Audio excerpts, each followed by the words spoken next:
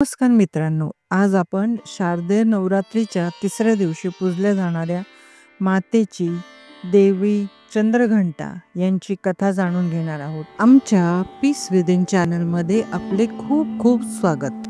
तिसऱ्या दिवशी चंद्रघंटांची पूजा केली जाते. भक्तिभावाने या देवीची उपासना केल्याने साधकाच्या सर्व मनोकामना पूर्ण होतात असे मानले जाते. घरामध्ये सुख, समृद्धी आणि सौभाग्य नांदते. पुराण कथेनुसार एकेकाळी महिषासूर राक्षसाने तिन्ही लोकांवर दहशत माजवली होती. देवांनी त्याचा पराभव करण्यासाठी ब्रह्मदेव, विष्णू आणि महादेव यांच्याकडे धाव घेतली.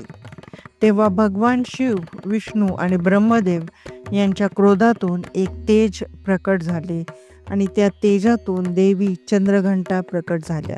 भगवान शंकरांनी त्रिशूळ, भगवान विष्णूंनी सुदर्शन चक्र आणि इंद्रदेवाने घंटा देवीला अर्पण केली. अशा प्रकारे सर्व देवांनी आपली अस्त्रे शस्त्रे देवीला दिली आणि ती अजून शक्तिशाली झाली. यानंतर देवीने महिषासुराशी भयंकर युद्ध केले. तिचा महाकाय रूपाने राक्षस घाबरून गेला.